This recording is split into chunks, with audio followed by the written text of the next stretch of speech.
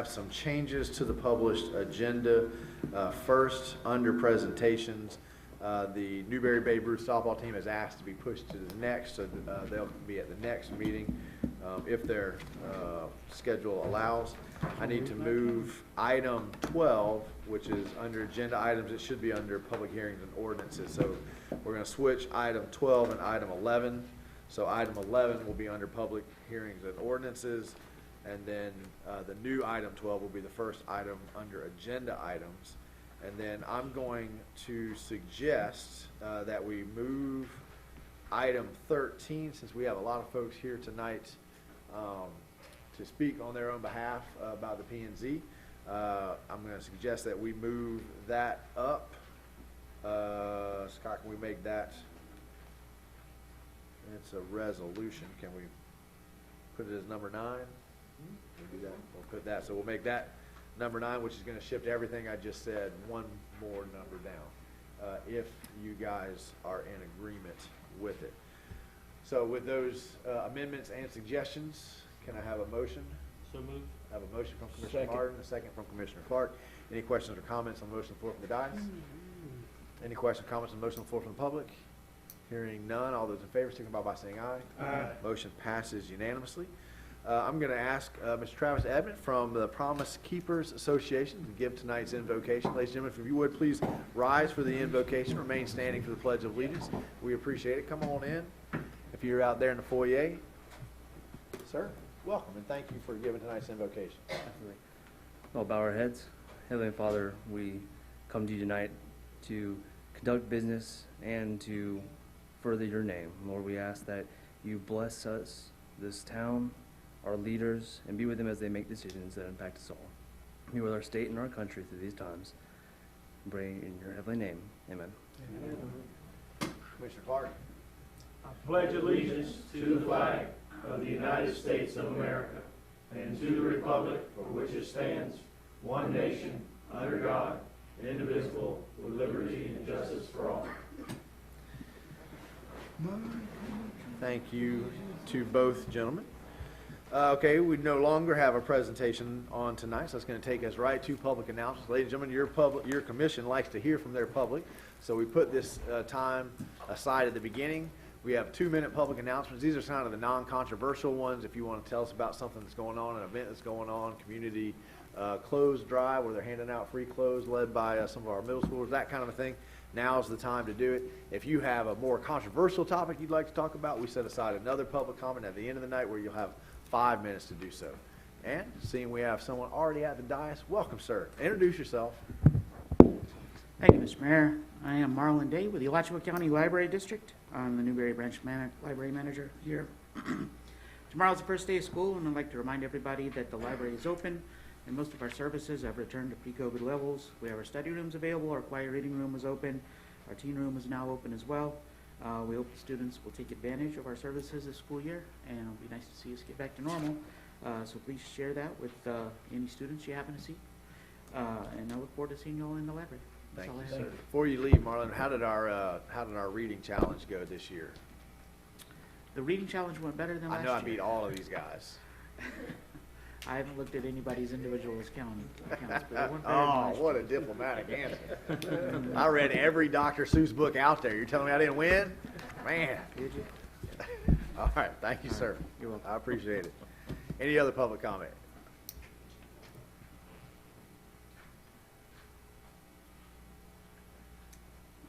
All right, good evening, everybody. My name is Tyler LaBorde. I'm a Newberry resident, military vet, UF graduate, and I wanted to let everybody know that the Gainesville Harley-Davidson is hosting their 20th anniversary Bikers on Parade event.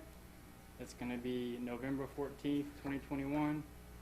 We're looking for riders, sponsors, volunteers, or donors. If you have any questions, please contact myself. You can find me on Facebook. I'm also a realtor at Watson Realty Corp. No plug there. But all the benefits are going to benefit 3 nonprofits. One of them is American Hometown Veterans Assist.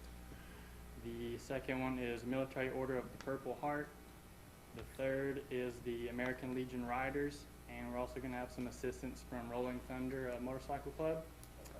And so just a little bit about American Hometown Veterans Assist. The first 9 years of the Bikers on Parade raised over $510,000 to support local veterans under the Camerons. And from 2007 to 2017, American Hometown Veterans helped over 800 veterans with over $250,000 in requests filled. So if you have any other further questions, please contact myself, and thank you for your time. Thank you, sir. Contact me. Is there a phone number or anything? I have some flyers to hand Okay. out if you're interested. Can you give us your name again, if you don't mind, please? Tyler Laborde? Yes, sir. Spell board. It's Cajun. It's Laborde. And let us know next time you're coming, Mr. Tyler. We'll make sure we have a higher microphone so you don't have to bend down. Is the Scott has Camerons to do still that. involved? We're reaching out to them again this year since last year was kind of a hassle, but I think they are going to be involved this year. Good. And we're working real hard next year to try to get the parade to come through Newberry. Yeah, so that is the plan. Each year we're going to try to change locations, but this year we're going to do Gainesville, and hopefully next year we'll end in Newberry somewhere. That'd be awesome. Yeah. All right, thank One you. around Mike Thank you, New's sir. Absolutely. Any other public In the comments? Seeing none, we will move on to the consent agenda. Do I have a motion to approve the consent agenda as it was published? So moved. I have a motion from Commissioner Coleman, second from Commissioner Martin. All those in favor signify by saying aye. Aye.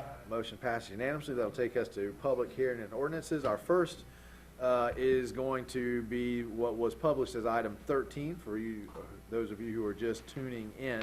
This is an appointment to fill the vacancy on the Planning and Zoning Board and the Historical Architectural Review Board, Resolution 2021-28.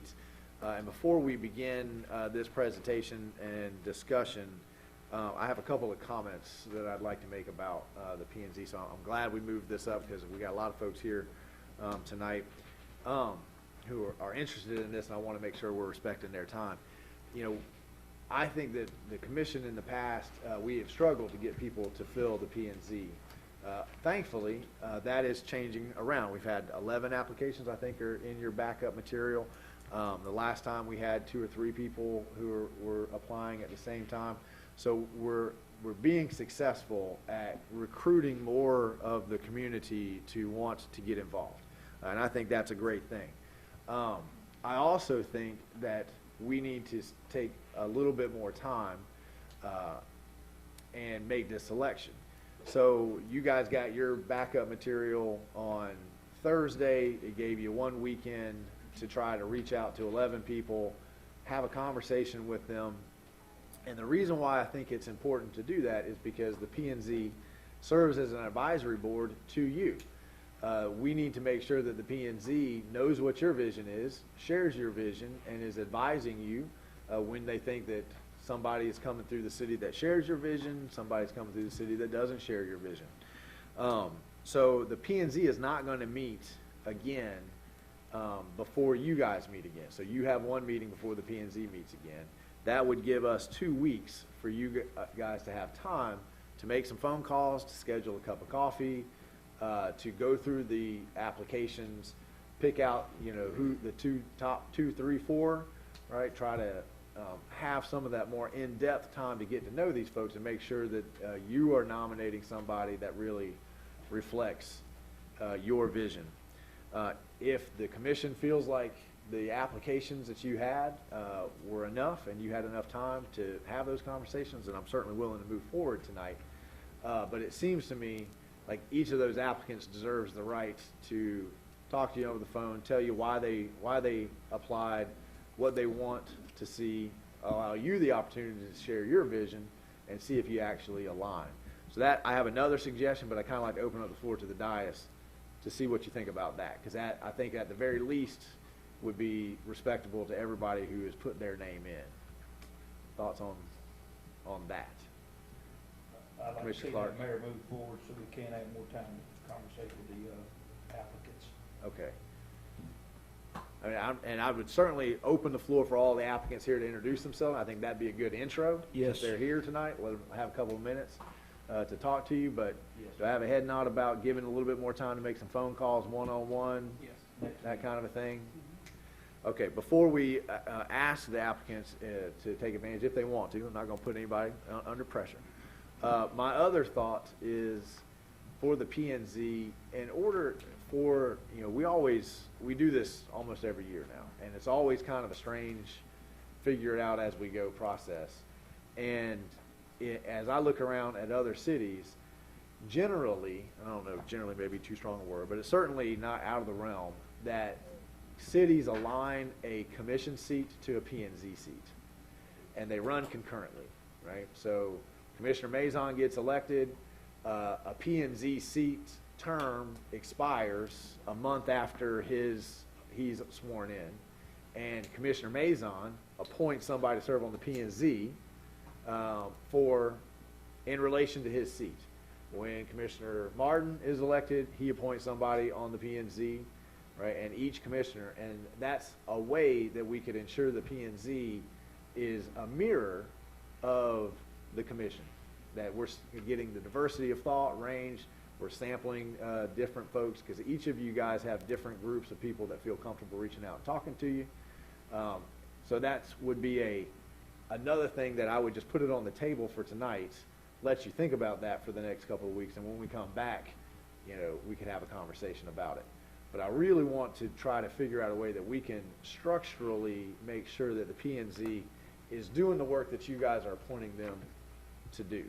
And sometimes when we have 11 applicants and everybody puts forth one name, in the compromise, we get to somebody that we can all say, okay, that's fine, but it's nobody is, that person I know I can trust. That person, I know what they're thinking. I know when they voted yes or they voted no, I need to pay attention because that person voted no, and I align myself with their way of thinking. Does that make sense? So we don't need to get into that tonight, but I'm just putting it out there for consideration. And with that, I'd like to open the floor to any P&Z applicant member, anybody in here who put in an application, who'd like to take the podium and just introduce yourself to the commission. Tell us 30 seconds of why you'd like to serve on the P&Z. Don't be shy now, because if you're going to be on the P&Z, you're going to be on the camera all the time. Welcome, sir. Introduce yourself for us. My name is Ron Barlow. The reason I felt that I applied for the position because I wanted to contribute to the community, be a citizen person kind of thing.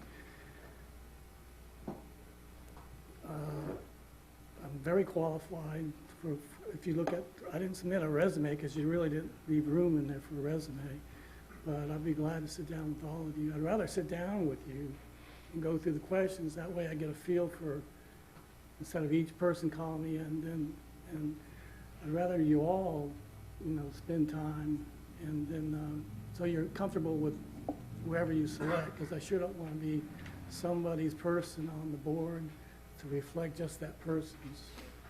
Because to me, I took a creed when I was an engineer. I'm still an engineer, professional engineer, and it's to protect the health, safety, and welfare of the public. To me, that's pretty important.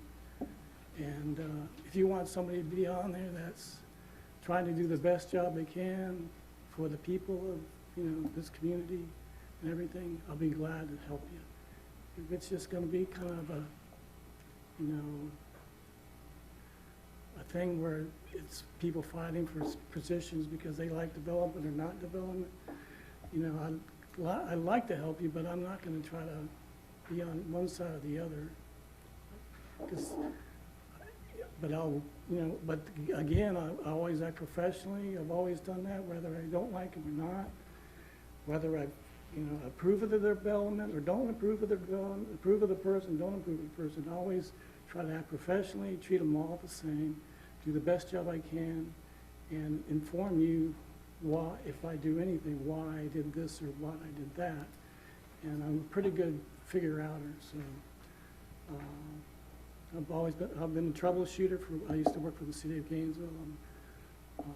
Worked on plenty of commission meetings. I've gone to a lot of commission meetings. Was on a couple of boards. Was on the MPTA design board. I've got did a lot of development myself. The Airport Industrial Park is my project out there. Worked on the golf course. I've built bridges. I've built all kinds of things. I've done developments, I did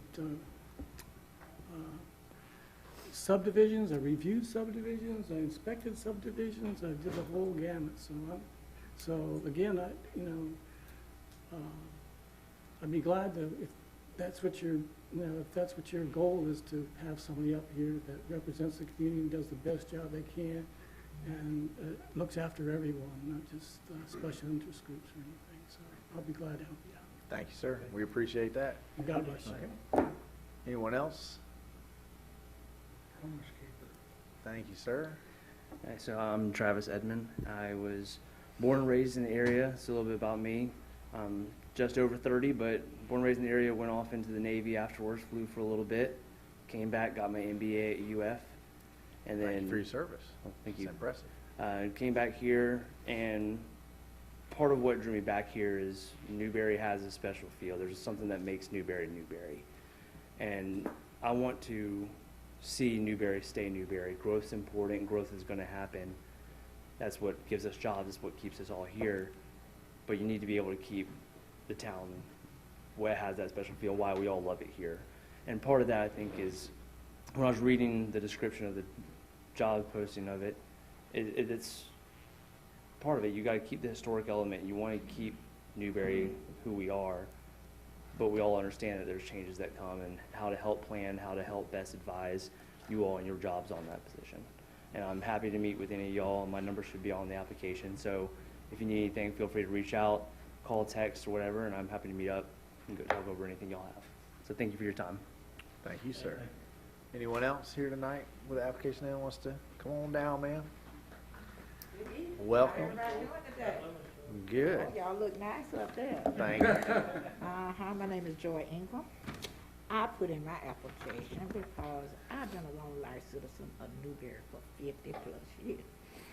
And from what I'm looking at, I like what I see in the community. Everybody doing good, y'all doing your job, y'all on top. So if y'all choose me, I'll be on the team. I'm a team player. That's all I got to say. Thank you, ma'am. We appreciate you.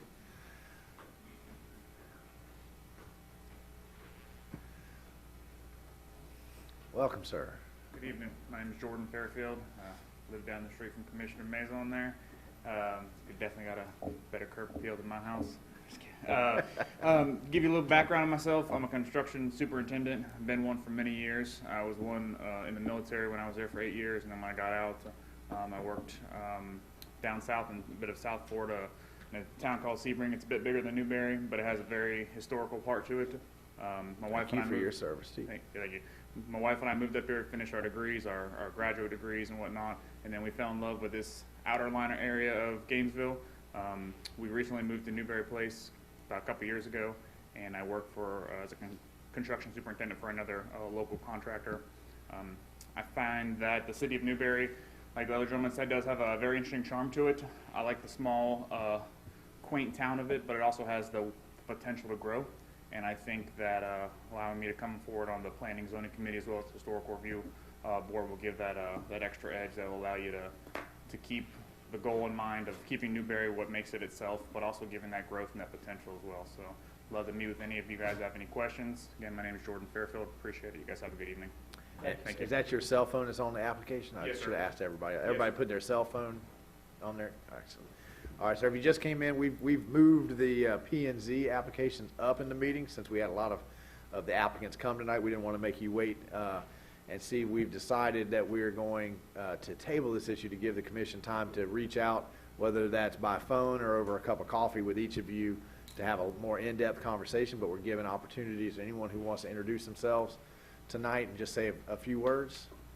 Anyone else have an application in for the P&Z and would like to come take the dais and just introduce himself? Come on down, sir. Just in time. Perfect. My name is Donald Long, and I want to kind of put my name in the hat for the committee. Got introduced to you guys trying to petition for my fence, and I kind of like the process and wanted to kind of be a part of the city a little bit more since I've been here 3 years. I graduated from Newberry, so I know the community and know a lot about Newberry. So just thought I could try my part to help out. So that's all. We appreciate you. Thank Thank you, sir. Anybody else Anybody else have an application in, they'd like to come and introduce themselves? Miss Peggy, maybe? Or feel like everybody knows you well enough, you don't need to say anything? I think everybody knows me well enough. All right. Did I miss anybody in the audience who with an application that'd like to introduce themselves?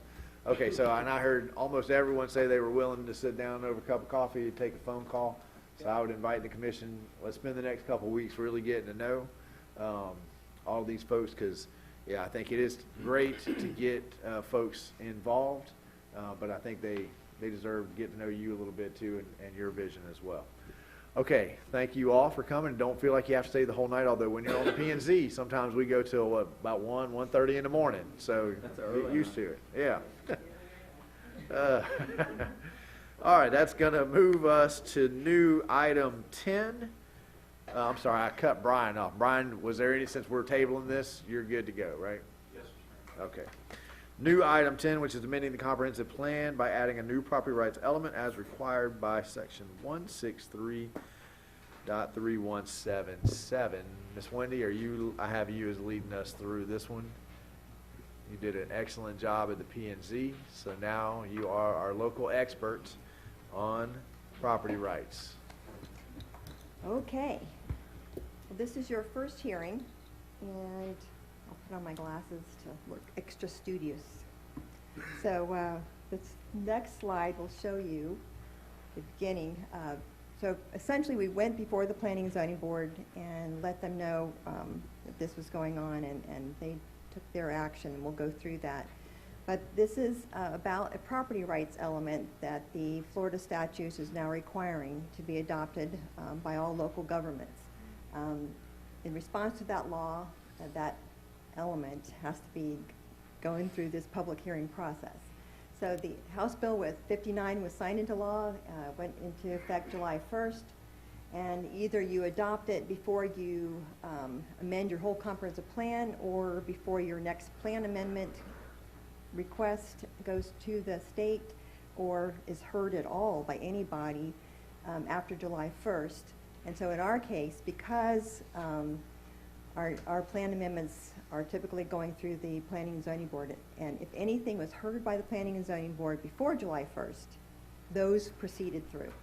So, but if it was scheduled for after July 1st, those are the ones that have to wait.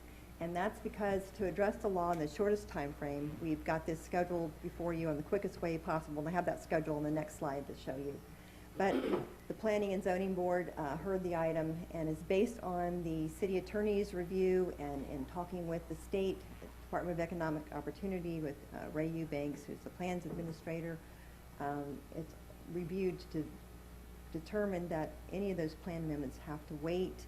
And the best thing to do would be to adopt just what the Florida statute now requires, that the legislature included, with just those the Bill of Rights, which essentially are part of our own Constitution already, part of the Burt Harris Act, addresses planning, the Community Planning Act, the Constitution.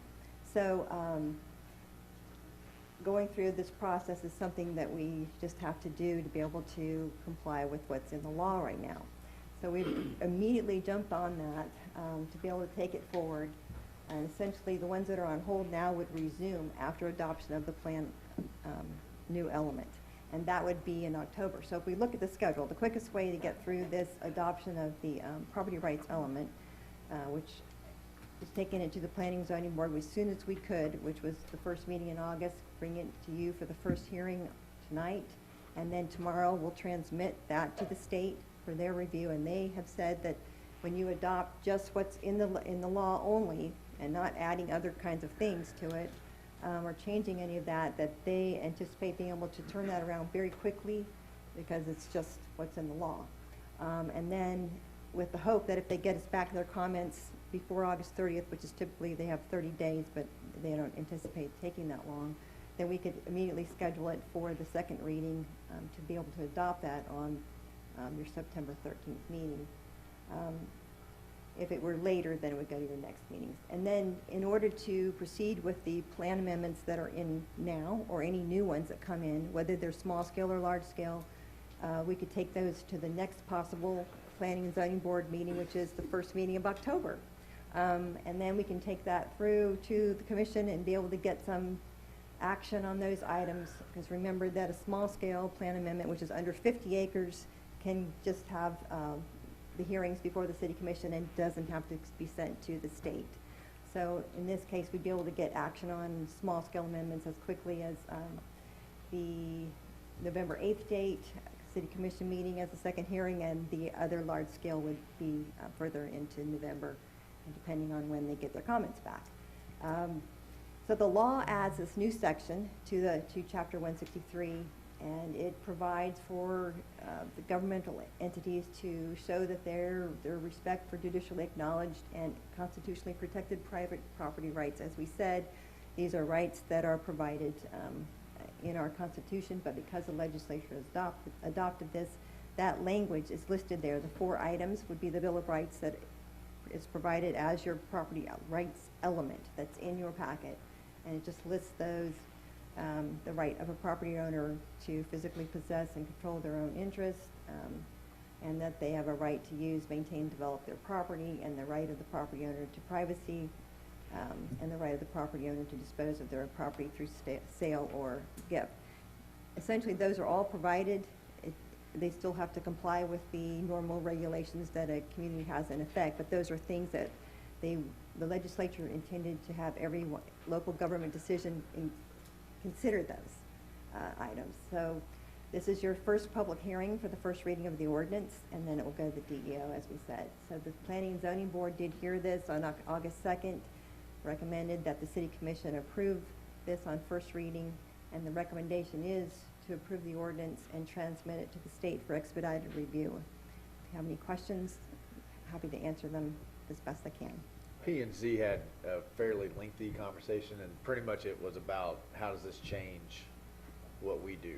And I would say we can cut to the quick by saying it really doesn't change much of anything that we do here in the city of Newberry, but not every board, not every governing board around us behaves in the same manner that this elected body does. So you guys hear me say all the time, and I hear you guys say all the time, the property owner has rights. Do we have the right to say yay or nay here?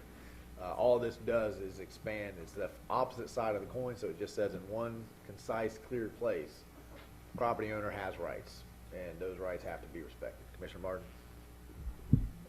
Wendy or anybody else have any insight on how this would potentially impact the county's encroachment with regards to using the growth management amendment? Did you want to address that, City Attorney Walker? Well, I think all planning... This is the first time I've heard of this. It is a really interesting question, but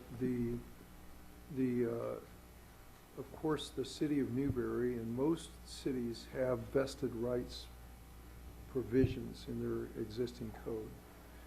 And our planners will report to planning and zoning and the city commission if there's anything that is affecting private property rights as a part of the normal delivery. In the packet, you'll see what it is that they are doing. The situation with the charter amendment is so convoluted, and we do know one thing. We know that the county intends to have their regulations in overriding in the growth management area. That much we know. Now, secondly, how do we apply that? Are we expected to apply county rules and regulations? And I've heard that some of county staff and I think even the county commission may agree with that. I don't know if they're going to pass rules and regulations that no, they're going to decide, their planning and zoning, their development review, their county commission is going to apply the rules. And so I just don't know how all of this is going to sort out. But certainly their planning staff, our planning staff, bringing anything before you is going to have a section that says this is how it affects the private rights of the citizen that owns the property in your locality.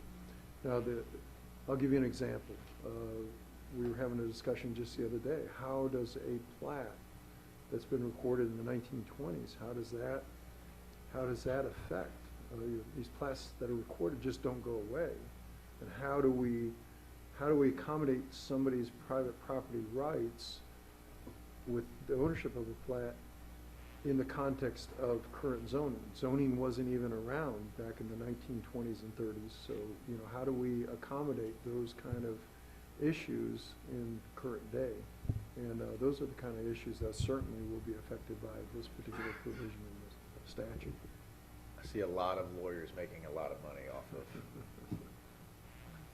these questions. Well, I mean, to a certain extent, I mean, it's kind of, no disrespect to the governor, but it just seems like it's kind of a little bit of theater and a little bit of lip service of just kind of restating something that's already understood. But to your point, not everybody values it the same way that we do. So, I mean, if it's just a matter of restating the obvious for us, it's not a big deal for me. Does anybody else have any questions? If not, I'll entertain a motion. Motion to approve. I have a motion from Commissioner Clark, second from Commissioner Martin. Any comments or questions from the dais? Well, Mr. Mayor, I'm sorry, will you read the asleep resolution? at asleep at the wheel, my bad. Yes.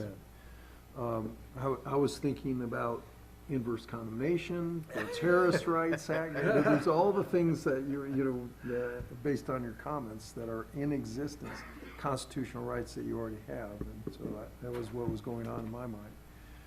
Mr. Mayor, this is ordinance number 2021-34, CPA 21-14.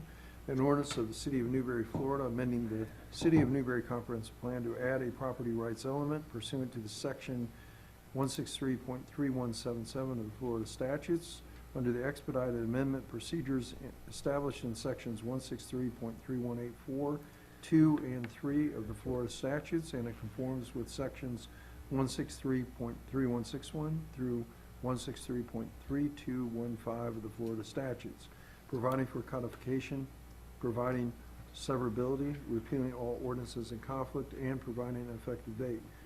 Mr. Mayor, the appropriate motion is to pass ordinance number 2021-34 upon its first reading by title only. Is that your motion, Commissioner Clark? Motion. Is that your second, Commissioner Martin? And this is in an effort to mirror what's already in the law, correct? We're not changing any of Yes. that language? Yes, correct. Yes, your that's second. exactly right. It's explicit list of rights that are already implicit in our regulations. So I have a motion by Commissioner Clark, second by Commissioner Martin. Any comments or questions on the motion on the floor for the dais? Does the public have any comments or questions on the motion on the floor? It's an interesting topic. Seeing none. All those in favor signify by saying aye. Aye. Motion passes unanimously. That will move us on to new item 10. New item 11. Legislative hearing, first reading of ordinance 2021-33, providing consent for the entire corporate city limits of Newberry, Florida, to be included in a non-ad valorem assessment for municipal service benefit unit, MSBU, created by Alachua County for solid waste cost management. And I have Dallas, and Dallas is here. Good job. Oh, well done. Look up and you're here. And Dallas, before you get started on this, I notice that we are putting our not 1-800 number, but in effect our 1-800 number up on the screen. But I've had a lot of confusion because our flyer here says don't get left out in the dark. So a lot of people think this is just for power outages, but that's not the case, correct? No, sir, Mr. Mayor. This is actually for This is a direct anything. phone number to our 24-hour customer service line. So if there's a tree branch in your road or your trash didn't get picked up, or you just want to talk to someone and ask, when the next parade is, you can call this phone number 24 hours a day, 7 days a week, and you'll get connected to somebody. If you call our main city hall phone number, the 352-472-2161, and dial extension 1, you'll also get to our 24-hour call center. Maybe we could create another flyer that reiterates this is our everything line. Yeah, absolutely. You don't have to know anyone's, you call this number and you will talk to a human and they'll direct you, and that human will speak English or Spanish or whatever. Yes, sir, I believe they speak Maybe 40 just different English or languages. Spanish. 40? I believe so. 40. Southern That's impressive. English, Newberry English. Yes. Lafayette All right, I English. didn't mean to segue us, but I just want to clarify that because I've sent this number and they said, well, no, that's just for outages. I said, no, You call it and find out. You can make a payment and get yourself turned on, off, whatever you need, have that phone number. Help me with that. Right. All right, now, talk us about the MSBU. Yes, sir, Mr. Mayor. So the Alachua County is requesting that we rejoin their solid waste MSBU. As the commission knows, we go through this process every year to enact the MSBU, which is a Municipal Services Benefit Unit within the city limits of the city of Newberry. The MSBU is very similar to your fire assessment. It's an assessment on residences and businesses within the city to help fund solid waste management of the county. The county uses the MSBU system because much like your fire assessment, it restricts those revenues collected only towards solid waste. So any of those revenues collected for solid waste in the MSBU must be spent for solid waste.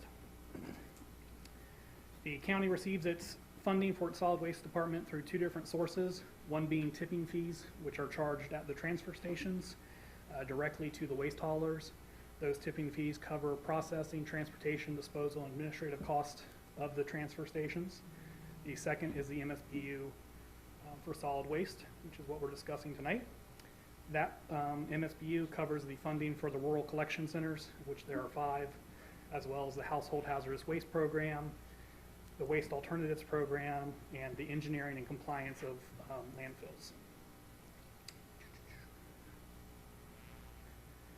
The MSBU is calculated based off of overall waste streams, based into multiple groups such as single family, non-residential, and multifamily.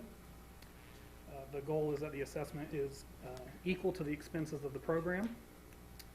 This year's assessment is $20.47 per year per residence. That is the same fee as was charged in the current year. So before you tonight is the first reading of the ordinance that allows the county to assess that fee on your residents.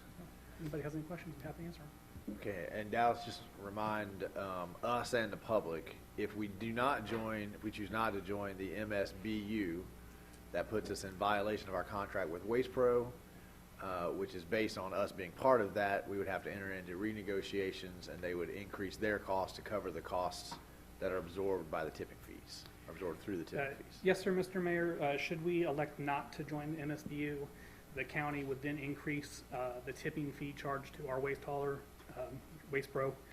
Waste Pro would then have clause underneath our agreement to reopen their contract and renegotiate pricing for a price increase outside of their control. And for any of who's having a hard time following, this is basically how we pay for the dump, which some people who live out in rural areas who don't have ready pickup use all the time, but the thinking is almost everybody uses it at some point in time. So we all share in the cost of making sure that it's there so that when you renovate your house or clean out, you've got a place to go. And it doesn't end up, I really wish all the people that dump their trash on my dirt road in front of my house knew that the dump existed because it's there. Rural Collection Center. Sorry, we don't use the word dump Sounds anymore. better. I guess better. The Rural Collection Center was there, and it was not my street. Thoughts or questions? Commissioner Farnsworth and then Commissioner Mazon. When we did meet with the county, there was some discussion of putting a rural collection center over near Mayor Marlowe's house. Is there In his any? front yard, I believe. Yeah, apparently. Is there any word on that? I'll defer to the manager. I think the manager has more information. What a terrific segue. Actually, we met with county staff this afternoon to have that conversation. They first wanted to clarify that what is being proposed is a rural collection center and a household hazardous waste storage facility. There would also be something called small quantity generators, but there's no disposal on site. Everything is contained, and it stays temporarily on the western side of the county until they can haul it to where it's ultimately disposed. So we won't be burying, if it's approved, nothing will be buried on site. And we discussed that that curb appeal and some sort of a standard of the way it feels and looks from the road was going to be important. They agreed. So what our next steps are, we are going to try to hash out a memorandum of understanding that says this is what we will do and this is what you will do, because the land that we are proposing to site it on, we don't own yet. We're negotiating to acquire that land.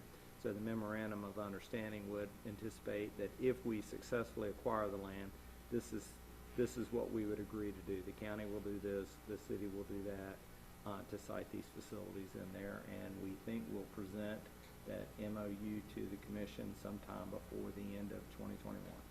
And we've agreed to put it in my backyard, not my front yard. That's in the memorandum. Commissioner Mazon, was that your final question, Commissioner? Commissioner Mazon? Why is this not considered double dipping? Don't we pay like a tipping fee and our garbage service fee? Yes, sir, Mr. Mayor.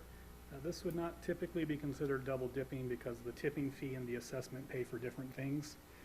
The tipping fee collected at the transfer station pays for the transfer and disposal of the garbage, pays for the processing, the transportation, and the administrative costs, as well as the disposal. The assessment pays for those rural collection centers to operate, as well as the engineering and compliance of our previously closed landfills, as well as the waste alternatives program and the hazardous household waste program, both of which, all three of which, with the exception of the rural collection centers, are required by the state's permit for the county's landfill operations. Again, I may have missed this, but what services does it cover? It covers the rural collection centers, which are those 5 county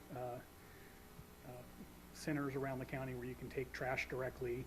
It covers household hazardous waste. So if you have prescription drugs or paint, batteries, those sorts of things which you're not supposed to throw away, you can take them to the rural collection centers, as well as the household hazardous waste collection days. The county sponsors those in Newberry on occasion, so they'll collect those for free. It covers the cost of the 4 closed landfills throughout the county. It covers the monitoring of leachate, methane, water contamination, and other factors, which ensures compliance to the Florida Department of Environmental Protection's permits. And then it also covers the cost of the Waste Alternatives Program, which is primarily public education and community outreach, as well as the Tools for Schools program, special events, recycling, and commercial waste audits, which is required by the county's permit with the FDEP. So in essence, it would be roughly equivalent to our fire assessment, right? Fire assessment pays for very specific pointed things. You could do away with the fire assessment, wouldn't do away with those costs. You just shift those costs into the general fund onto everybody in the form of property taxes instead of divvying it up into a different categories. Commissioner Clark? Dallas, this is citywide, every citizen in the city, not just like in what I call the interior here. This is everybody in the city limits.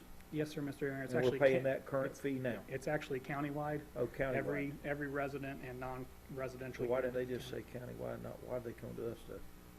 Well, every other city has adopted this ordinance perpetually and doesn't bring it up every year. The city commission historically has wanted to discuss it every year, so we bring it up every year. No, sir. It's the same fee as last year.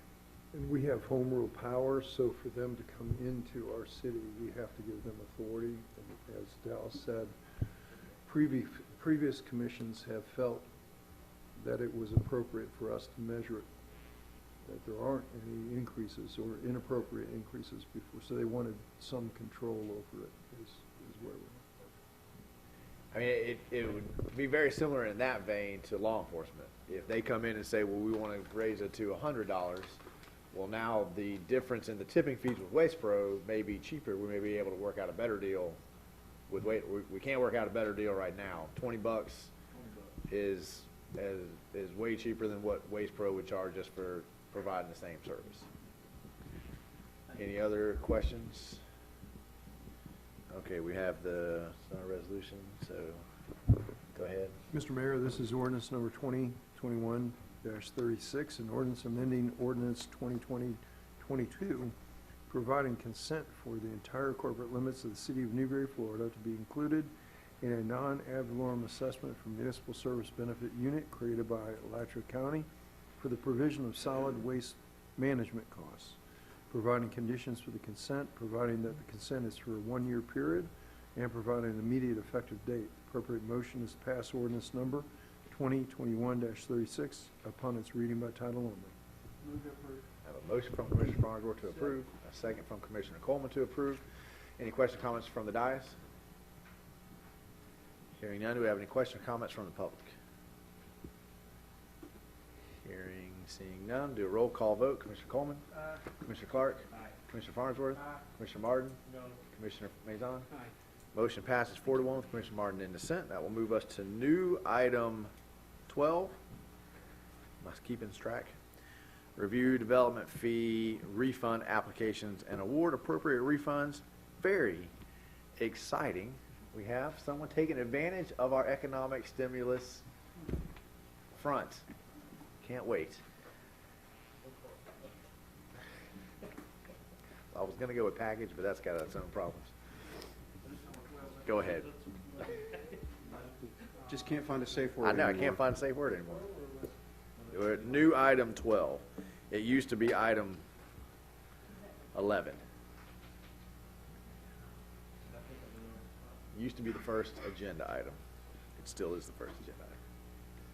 Are we doing the reauthorization? Okay. Resolution 2020-29.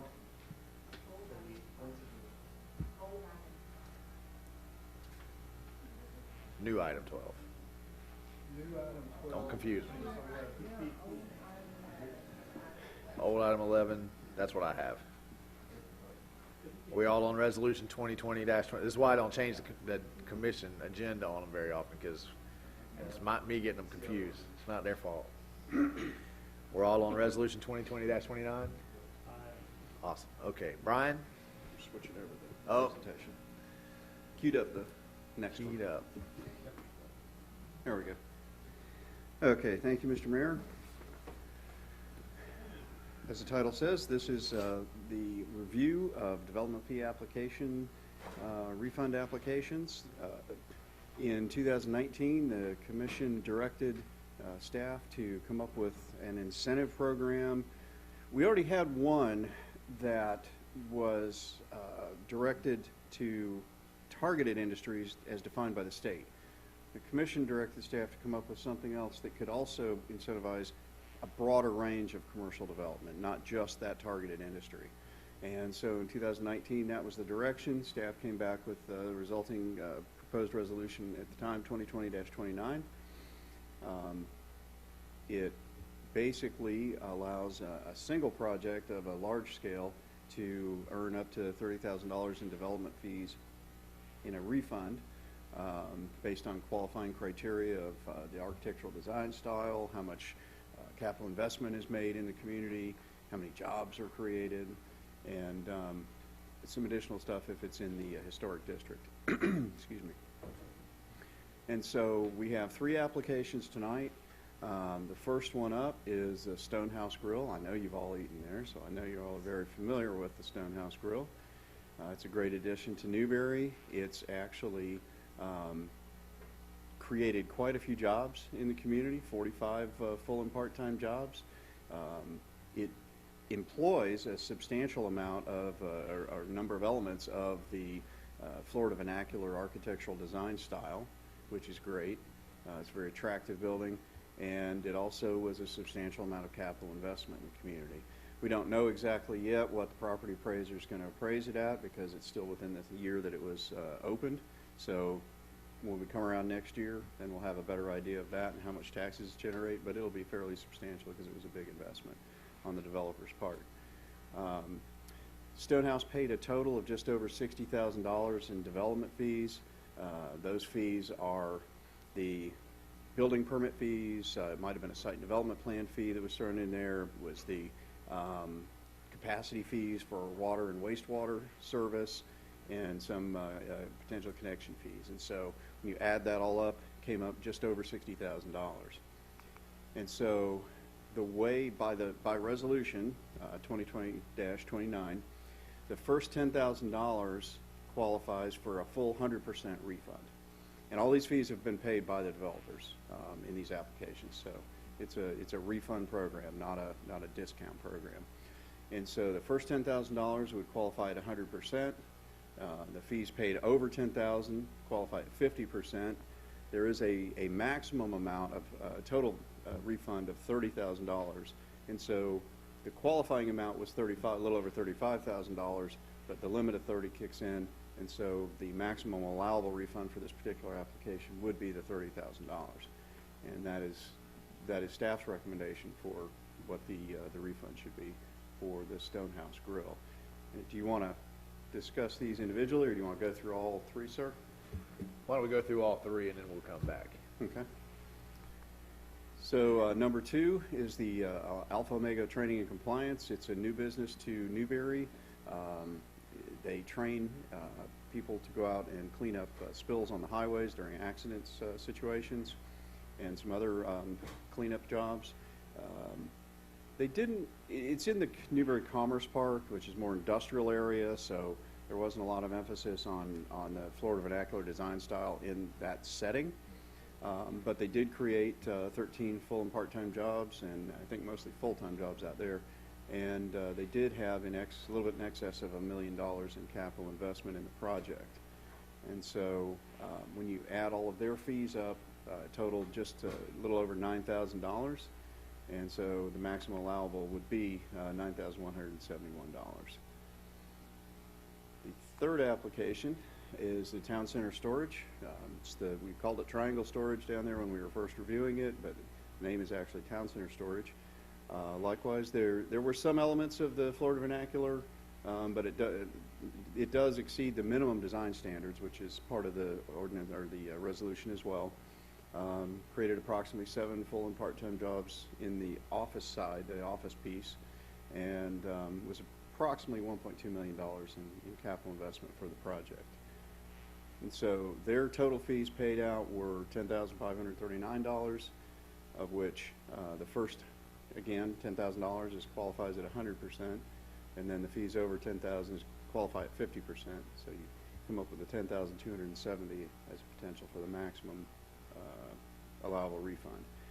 And so if you total all that up, we come in right at $49,444 for all 3 projects, which coincidentally exhausts the fund for the fiscal year that we're in, unless if we get another application in, the commission has the option to reauthorize additional funding, or if you fund through next year's budget, it could roll over to the next year's fiscal budget. And with that, Mr. Mayor? Do you have a recommended motion slide? No? Don't get left out in the dark. Don't get left in the dark. So let's take this as 2 separate questions. Do we need a motion on each one, Scott? Yes. Or can we each? Okay, so let's go back to Stonehouse.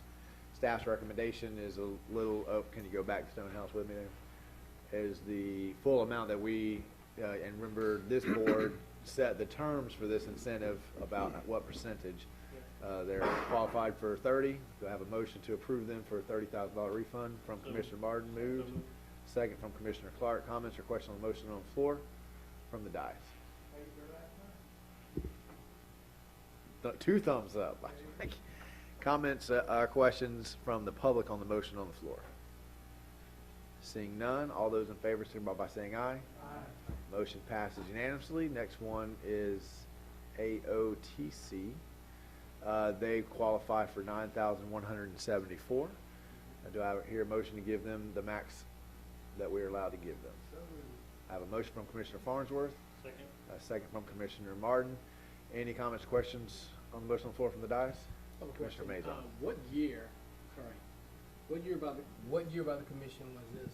2019. It was, the staff was directed by the commission in 2019 to come up with a program, and then it was implemented in 2020. And so these, we had it's kind of a banner year for Newberry in terms of commercial development this year and last year. And so these are the first applications that have come in based on when it was approved in 2020. And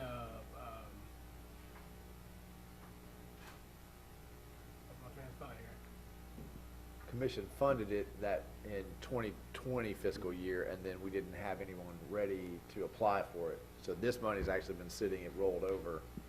So how is this refund program different from a state refund incentive program? Most of the state qualified incentives are either based on projects that if you bring so many, you guarantee so many jobs, then we'll pay you so much money, whereas this one is a little bit broader than that. But also, too, again, most of the state incentives are targeted to a more specific list of industries and businesses, whereas this is a broader range of commercial development. Most of the time, retail and commercial or general office would not qualify for a refund on state incentives. Whereas this is pretty much open to anybody who can show that they've made a substantial capital investment and brought new jobs into the community. Pretty much everything at the state level eliminates your small and medium-sized business owners. They can't get to those criteria.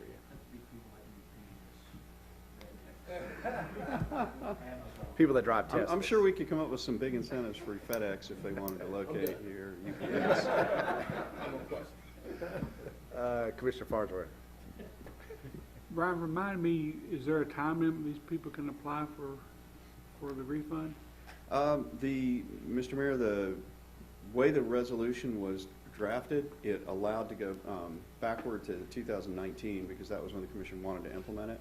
So pretty much anything that was started in 2019 forward qualifies. Well, I'm asking if they don't qualify, if they start the business in 2020, but they don't qualify for the refund until 2025, then they can still apply for the refund in that length of period? I believe they could. There's no time limits necessarily in the resolution. It has to be reauthorized every year.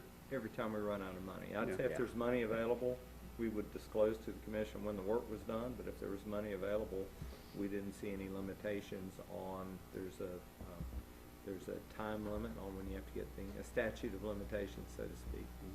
I mean, that's absolutely true. It's also meant to be an incentive, so.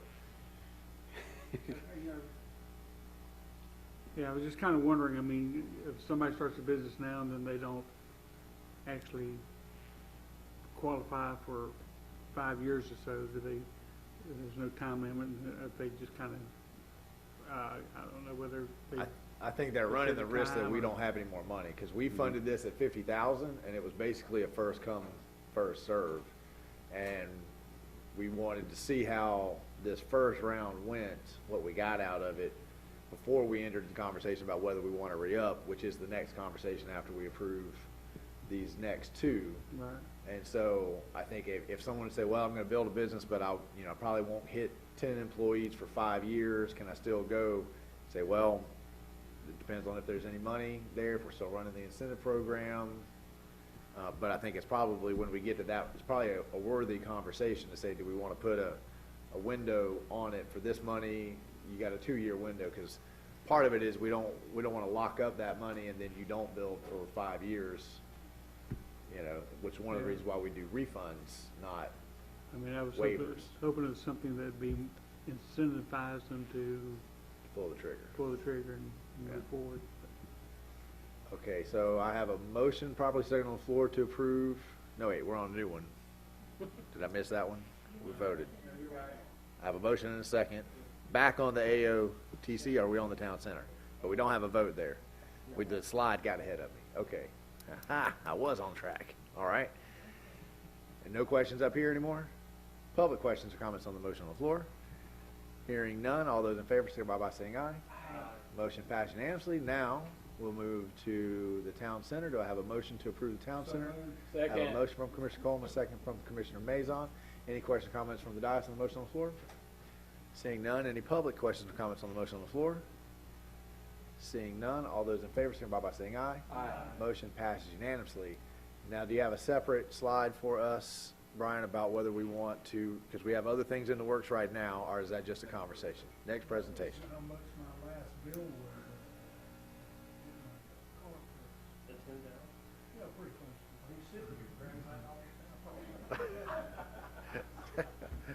All right, moving on to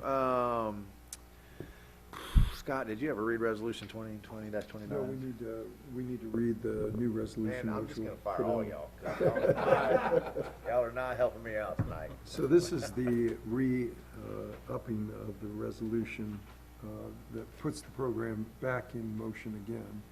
This is a resolution of the City Commission, resolution of the City Commission, the City of Newberry, Florida, providing for a schedule of refunds of fees and charges for matters pertaining to commercial development in the City of Newberry as specified in Section 14-110, fees enumerated, Sections 98.192, charges imposed, and Section 98-172, charge imposed of the City of Newberry Land Development Regulations, and Resolution 2018-08 to stimulate economic development, providing qualification criteria, providing severability, repealing all resolutions in conflict, and providing an effective date. Mr. Mayor, the appropriate motion is to pass resolution number 2021-18 as read by title only. Thank you, sir. Yes, sir. Brian. Thank you, Mr. Mayor. As stated, this is the reauthorization of the economic development incentive, to develop these refunds, fee refunds that we just discussed in the applications on. Just a reiteration, the purpose of the incentive is to encourage quality commercial development in the city, expand the tax base, new employment opportunities. The refunds are reserved for new commercial and expansion of existing businesses. Don't do any expansion that's going to generate capital investment in qualifying. The refunds negotiated between development and city staff. Do they meet or exceed the desired standards? How many jobs are being created? And how much capital investment is going to be made in the community? And then there's an additional section for the renovation of historic commercial structures. So if somebody buys an old historic structure and there are extra costs based on additional permitting required to, say, shore up the structural integrity of an old structure or something like that, then additional permitting fees could be refunded for that to incentivize the preservation of those old historic structures. Again, you can receive up to 100% of the first $10,000 in fees, and then 50% of the remaining fees up to an additional $40,000 for a total of $50,000, which then calculates out to a maximum program refund of $30,000 per project. Again, the list of fees that qualify is pretty much anything related to planning, building permits, water, wastewater, connection development fees. All of the fees are paid in advance, and then once the project is complete and gets its certificate of occupancy and all the, it's proven that the fees are paid, then they qualify for the incentive. Again, it is limited to annually to $50,000 unless the commission sees fit to add additional funding. It has to be reauthorized annually by the commission, and the commission has to fund it in the program, the program in the annual budget, to have money to actually operate the program. So It's really not in the budget, it's just a kickback on our. Well, let's ask. Mike, is $50,000 for this program in the budget that we've been discussing currently? We stumped it. Mr. Mayor, there's not a simple answer to that question, so we're going to let Assistant City Manager Lee explain it.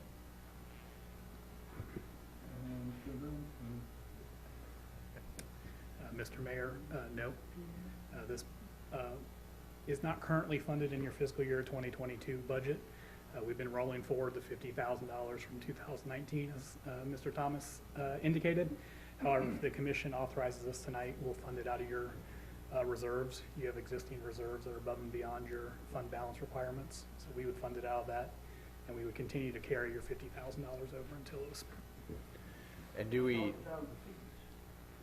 well, the money, hang on one second, because that makes, so Commissioner Clark's question is, this money, is it being funded out of the development fees revenue that we get? We set aside $50,000. Mr. Mayor, a portion of that you could do it with your permit fees and your planning fees. You can do that with. your development fees, your capacity fees, and your water and wastewater side, which generally make up the bulk of these expenses, have to be paid for out of the general fund, paid to the water and wastewater fund, because of the nature of the impact fee. So while you are collecting that money, the general fund's actually reimbursing it to the water and wastewater fund. This was one of the harder points for some of the developers to really grasp, because what they were asking for is just waive all the fees. But the bulk of those come in the form of wastewater impact fees. With that money is bonded already. We don't have the power to waive it because we promised banks we're going to collect it. So in order for us to run this incentive, we have to shift some money back around from the general fund, ostensibly under the idea that if we all help incentivize that we'll get more commercial development, then that commercial development will take on a bigger share of the property value, or the property taxes, create jobs, stimulus, all those sorts of things, right? And we'll all benefit. But we can't just use the actual fee itself. Okay. Mr. Mayor, your reserves are your unspent collected fees at the end of the year anyways. So in a roundabout way, you've collected it, you didn't spend it, and then it goes into your reserves. Okay. So thoughts from the commission? Do we want to but fund again this program? Commissioner Martin. At risk of stealing Commissioner Farnsworth's thunder, I believe the point he brought up earlier probably warrants a discussion whether or not we want to cap the timeline of when they can actually apply for this. I'd submit that probably 2 years is adequate from my seat. But that's up for discussion. Well, I'd rather answer the first question, because if you're not going to fund it, we just end the program, you know. Or you leave it as an unfunded program. I would be in favor of funding it. Okay. All right. 50,000 is still a good level, or do you like what we got with 50? Do you want to put a little more in the program? Maybe we don't do the city hall expansion, put a couple million. Always got some good ideas down there. If 50. If we put $2 million in it and we actually refund that, we're going to have plenty of money to do the expansion, so we're good. So 50,000 is a good. Everyone's comfortable with that? Okay. Do I hear that in a motion? Oh, well, do you want, now I'm sorry, let's go back to Commissioner Martin and Commissioner Farnsworth's question. Do you want to amend the motion to fund it at 50 with a time limit? Commissioner Farnsworth, do you want to have staff's thoughts on what a good time limit would be?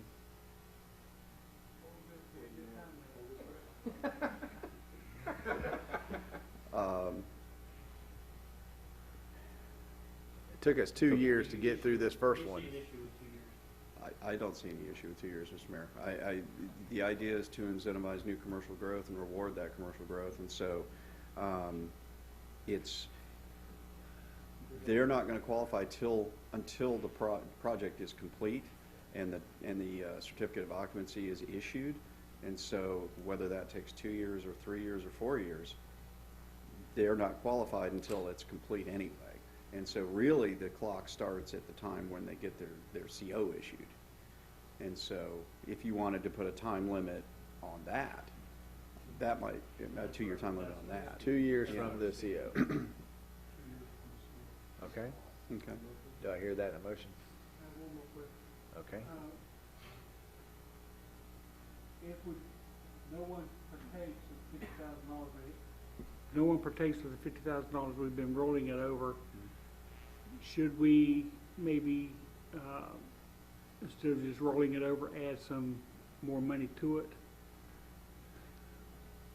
Mr. Rare, as an economic developer, that you could do that. We need the projects to actually spend it, and you always have the opportunity to add funding to it. If there are additional commercial development opportunities that say, hey, we want to take part of that, but you're out of money, the commission always has the opportunity to go to the reserves or another source out of the existing budget and fund that. Okay. So, I think I know of 3 projects off the top of my head that could potentially qualify for this right now. Now, what they end up qualifying for and the amounts, this time sort of fortuitously just ended up working out right at what you guys funded it for. But we could ostensibly be sitting in here with 4 applicants that would qualify for $70,000 and we've only funded it for 50, and then Right. we have to make a decision. That's kind of what I was thinking about, but if we have the option of funding them anyhow. I mean, we always can then move some it doesn't money. matter. We just generally try not to do out of budget Right. actions like that. So I like your idea of, instead of just moving the 50 forward, if we don't have anybody that's qualified, maybe the next year we do 25 and we add that in there, just in case. I mean, this really worked out pleasant for everybody. Right. But it may not in the future if you got 4 or 5 projects in here and they all qualify for $30,000 and there's only $50,000 to distribute. Mr. Mayor, too, though, I don't want to get this is an incentive for now. This don't mean that it's going to go on forever. Correct. So, this ain't a 20-year project. This is year by year. But we got some areas downtown that we Right. need to incentivize. Yeah, but just saying, this is Yeah. a annual thing. It's that an we annual can- thing. We can pull the plug on it as soon as everybody's. Not to get people Right. mad or arguing or having a bit more money out of the budget. It is an incentive. Yeah. Okay. Commissioner Farnsworth, you were about to make a motion. Yes, I make the motion to include the 2-year time limit From the point of the CO. from the point of the CA. Okay, I have a motion. From Commissioner Farnsworth, a second from Commissioner Coleman. Any comments, questions on the motion on the floor from the dais? Hearing none, any comments, questions from the motion on the floor from the public? Come on up, sir. You got to come up to the podium. Introduce yourself. Chris Torrance. Is your little green light on down there? Is he on, Brian? I got it. Yeah. I just wanted to clarify, so if someone did start a project in 2019 and they got their CO in 2020, but they did not know about this program, we would be eligible to apply? Is that correct? If this is an aye vote here, Okay. well, you'd be eligible, it just wouldn't be any money. Okay, all right. That's, I just wanted Yeah. to clarify that. That was it. Yeah. Thanks. Thank you, sir. Any other questions? Come on down, sir. Come on down. Wait till you get to the microphone. We got public waiting. And make sure you introduce yourself one more time for us, Mr. Bartow.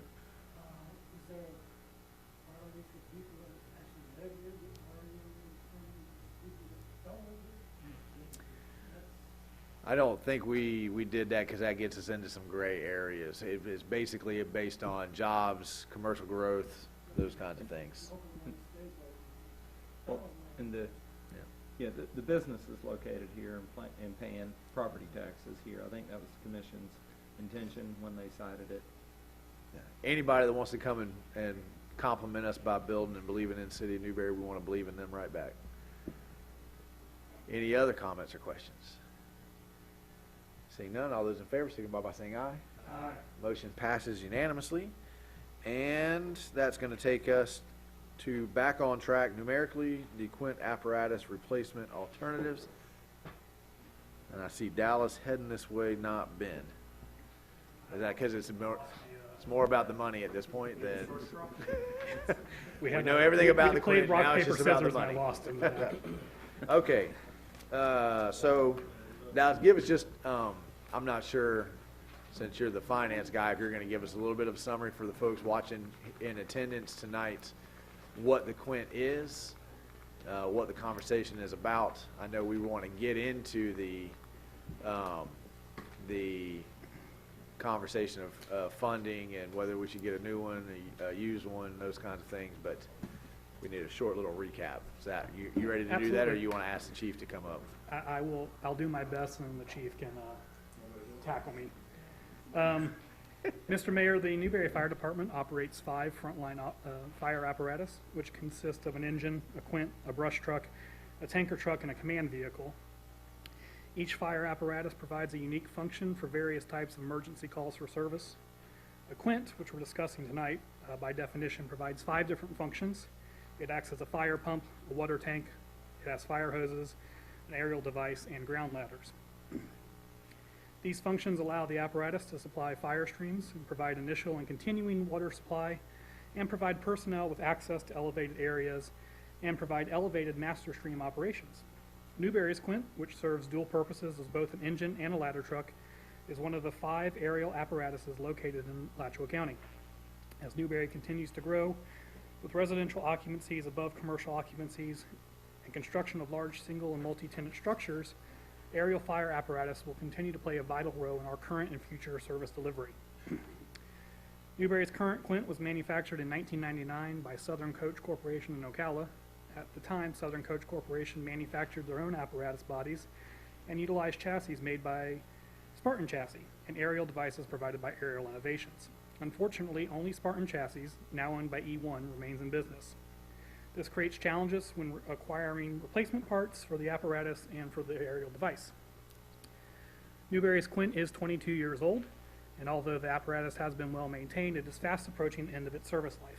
The National Fire Protection Association recommends that frontline apparatus such as the Quint, more than 15 years old, be placed in reserve status, and those 20 to 25 years old be replaced.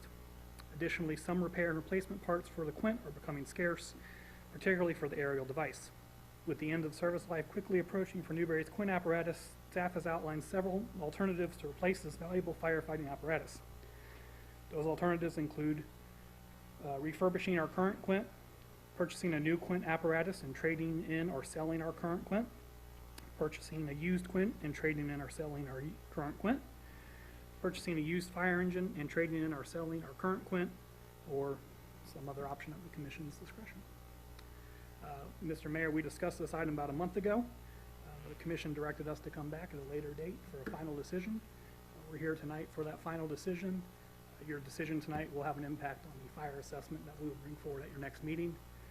In your backup material, we've added the cost increase for the fire assessment for each of the alternatives. They range from about $7.50 for refurbishing the Quint or purchasing a fire engine, a $12 fire assessment increase for purchasing a used Quint, and a $15 fire assessment increase for purchasing a new Quint. Happy to answer any questions or defer to the manager or the chief. Okay, Mr. Mayor, do you have anything to add to that? Just as a reminder, Mr. Mayor, the commission, our current fire assessment, or the fire assessment for the current fiscal year was $175 per residence, corresponding with industrial and commercial space. The commission tentatively set the new fire assessment at $195, which is a $20 increase. Worst case alternative, most expensive alternative, the commission wants to fund a new Quint, would be $15. That would allow the commission to adopt a fire assessment of $190, which would be $5 less than tentatively established. So just wanted to kind of remind the commission on what happened when we set the the preliminary fire assessment rate. And just as we did with the fire engine, we figured out what it needed to be to fund the fire engine. Now we know what it is to fund the Quint. So in your budget right now, a brand new Quint is funded, and you can come back down to 190 instead of the 195 in order to accomplish that. I know that we got a little bit off track in our conversation, not off track, but we got a little bit convoluted in our conversation about impact fees with the public safety impact fee. And so we had considered, well, maybe we could fund some of it out of the impact fee, knowing that we wouldn't be able to do that for roughly 6 to 8 months. It turns out that the public safety impact fee would not be a funding source for a Quint, since we already possess a Quint. And you can only charge impact fees for new things that new people coming to your city are impacting, right? So, but a new Quint is funded, and you can come down to 190 in the budget that's in front of you. Questions, thoughts, considerations? I saw the chief made his way up here, so he's here if you've got any questions. Sounds like a no-brainer to me. It's still below what we already had it set at, so go big or go home. Commissioner Mazon? Yes, okay, so by not having a Quint with a ladder, how would that affect our ISO ratings? Mr. Mayor, it could impact our ISO rating. However, we're at a point in our ISO rating, we're at 74, 76 points, I think, 76. The points that we potentially would lose from not having a Quint would still probably keep us in that 70 range for being an ISO Class 3, which is 70 to 79.99, I believe. To me, that's not the biggest question. The ISO rating, we have potential to maintain that. It becomes public safety. It becomes safety of the residents we serve, the buildings we protect, and quite honestly, safety of our firefighters. So there's a lot more to it than just the ISO rating, in my mind. The ISO rating obviously is extremely important because of the value that a lower ISO rating grants to the citizens, because you get better homeowner insurance rates and you get better business fire protection rates. So that's not, it potentially could affect it and drop us all the way down to a 4, get us outside of that, get us in the 69 range, which would be below the 70. I don't believe that would happen.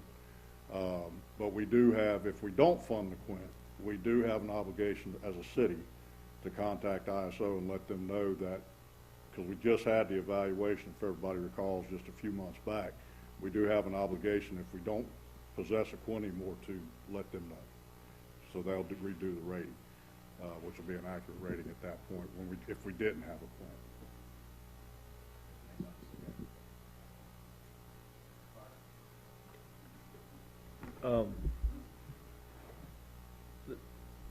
The difference in the money here for the budget for me, I feel personally that this probably long before my time, the can's been kicked down the road over and over and over, probably long ago, or even trying to assess it. It's really at its end of life. We are there. Within the next 2 years, by the time we order it, purchase it, get it here, we're right at the 25. You're going to be pretty close to it, yes, sir. And Essentially, then, my point is, for $15 versus $7, I don't think there's a real big deal here to debunk trying to get a used one. If we get it, it's our treasure for our city.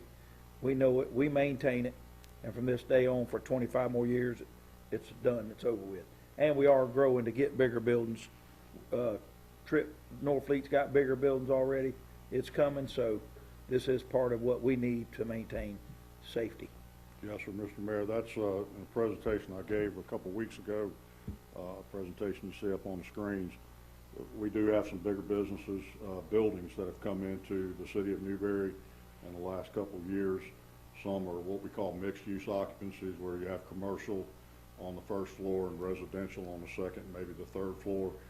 We have some large commercial structures exceeding 10,000 square feet that exceed 24 feet in height. We have one of those in particular right now. But to one of the points about the when the money would become due, that's something that I want to make sure everybody's clear on. If we ordered a truck, if the commission approved this tonight and said we're going to increase fire assessment, your go ahead, chief, order the truck. Even if we ordered it October 1, which would not happen, by the way, because there's a lot that goes into ordering a fire truck. We obviously have got some preliminary stuff because we have a number. If we ordered it October 1, the city would not take possession of that new truck for 13 to 14 months. So you're looking at FY23 before any funds become actually due. So that's something I want to make sure everybody understands.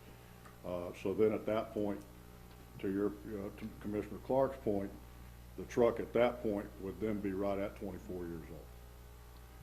Commissioner Martin. I was just curious if the 190 amount considered a credit for sale of the current Quint or not?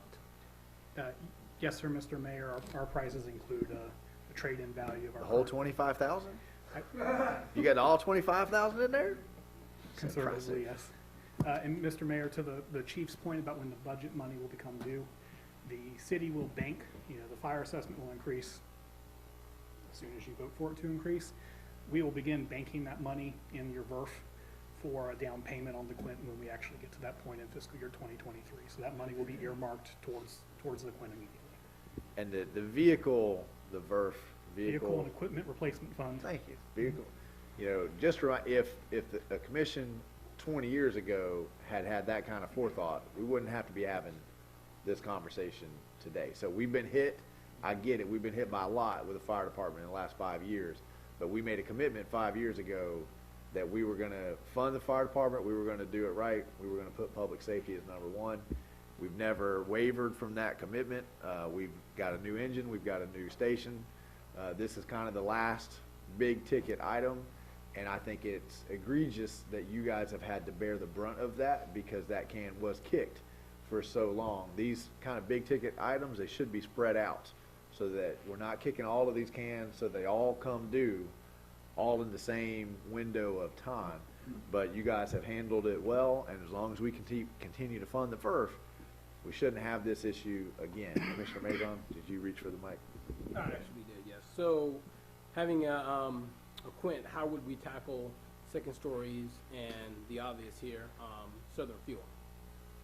I'm sorry, I didn't hear the question, Commissioner. With having a Quint with a ladder, how would we tackle, well, actually, without having a Quint, how would we tackle second story buildings and Southern Fuel without having to contact High Springs, Alachua County, and et cetera? Or, as this presentation from a couple of weeks ago reflected, if we didn't have a Quint, the closest Quint apparatus is on Fort Clark Boulevard, and that's provided they're available, not on another call. So if we had an event in Newberry where we needed an aerial device and we didn't have one, just say at one of our mixed-use occupancies that we have that exceed 24 feet in height, we would not be able to access the exterior of that building without going inside. So if we had to effect a rescue, there are certain things in our profession that you just don't go into, but we can still effect rescues from the exterior of the structure. We would not be able to do that. Now, that being said, Southern Fuelwood, you mentioned Southern Fuelwood. There's not a water supply at Southern Fuelwood. That Quint could be used, and out there, most of our operations that we've had in the past are fire related. They're not rescue related. That Quint puts out 1,250 gallons a minute out of that nozzle. So if you have a 12,500 gallon tank, it doesn't take long to go through it. So essentially that Quint stays in what we call the hydrant area, municipal water supply area, for firefighting purposes, not necessarily to affect an elevated rescue. Elevated rescue at, you mentioned Argos, we've assisted them with some things out there at their clinker silo. So there's the multifunction, the 5-tool truck is unique, and it's very useful for what we do and what City of Newberry has as far as businesses go. That's all your questions, Commissioner Mazon. You mentioned Argos. How does Argos benefit having a Quint with a ladder as far as the ISO rating? I imagine their insurance rate is impacted positively by the type of service that we provide, which would include that Quint. I'm not familiar with what their insurance rate is or what their savings may be. Insurance is kind of a tricky item to start trying to evaluate, you know, an ISO 3 to an ISO 5 or an ISO 3 and a 4, primarily because a lot of insurance companies do what they call banding of rates. So a 1 is typically, that's right here. I mean, that's the top of the top. They're pretty much standalone, but some insurance companies will band 2s and 3s and then 4s and 5s. So if you're a 4, you're getting the same rate as a group that's a 5, a department that's a 5. It's very difficult to try and say this is what your dollar savings is going to be, because every insurance company is different. We've undertaken that exercise in the past, and it's just all over the board. I mean, we really just had to use an average when we gave a presentation about 6 or 7 years ago. I think everybody in the city, including residents, excuse me, benefit from the level of service that's provided by Newberry Fire Department. And that level of service includes the Quint apparatus and our arsenal tool bag, if you will. Residential, maybe not so much, single-story residential, maybe not so much as businesses.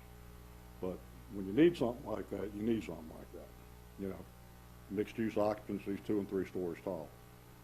Buildings exceeding 10,000 square feet, and I don't have to put a firefighter on the roof with a hose line, I can set that quint up and put 1,250 gallons a minute straight down in that hole.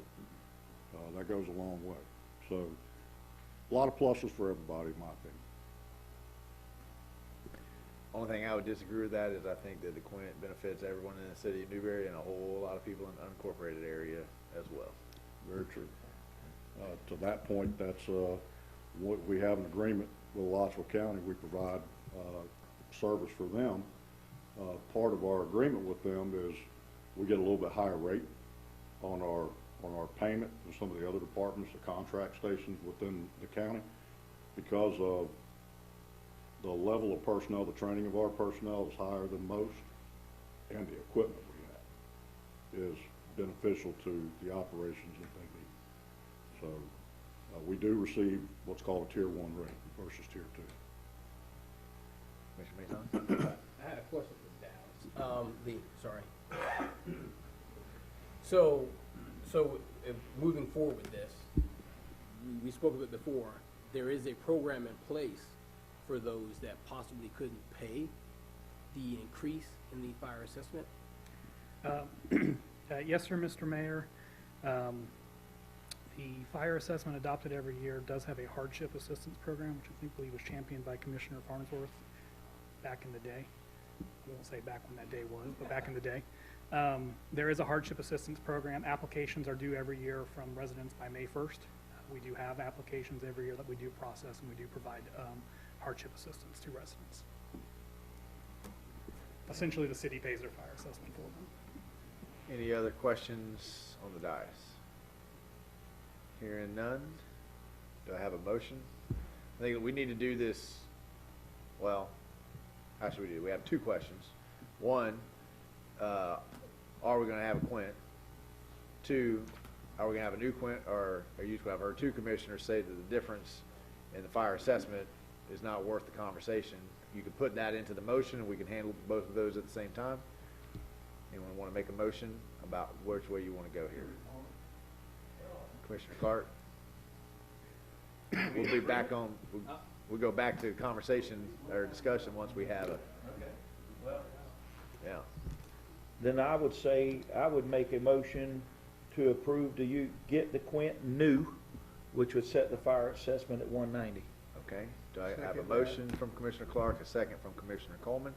Thoughts, questions from the dais on the motion on the floor? We got all the way to a third on that one. Great. Thoughts, questions from the public on the motion on the floor? Can keep your service level the same, bring a new quint into the city of Newberry, help you on your homeowner insurance. Come on down, sir.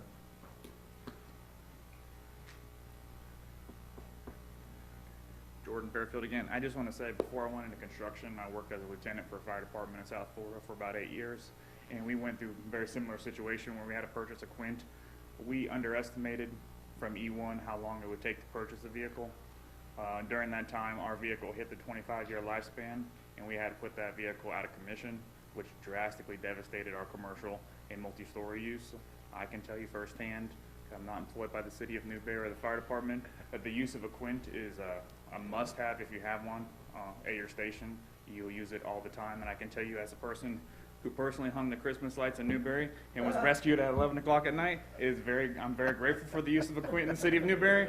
Okay, I can just tell you that it's something that most people look at and say, oh, that's nice, or some people look at it and say, oh, that's a big ticket item. But until you personally use it, or until you personally get into a situation where you're on a commercial building and you don't have the ability to get up there and put a fire hose on it, the use of a quint and that GPMs that it puts out drastically helps you. Obviously, you need to supplement that with other apparatuses, but just for what it's worth. But the other issue that we ran into when I was on the board selecting new apparatus was all of a sudden there was an influx of individuals who weren't able.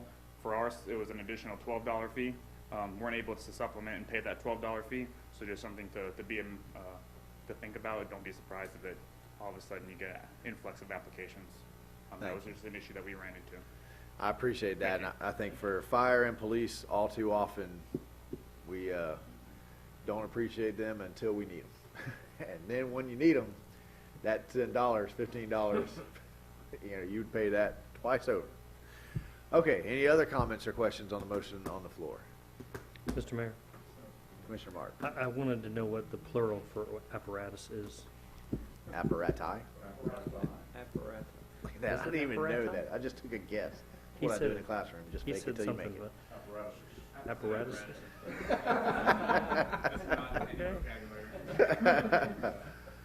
Oh, Commissioner Clark? Before we vote, Mr. Mayor, the 190, we might need to get the other 25,000, because I'll be honest with you, it comes 25 years, I'd rather put it on the playground and use it as a water hose instead I of selling think- it for 25,000, I'll be honest with you. Yeah, We I can think- keep it for a spare before we give it to somebody.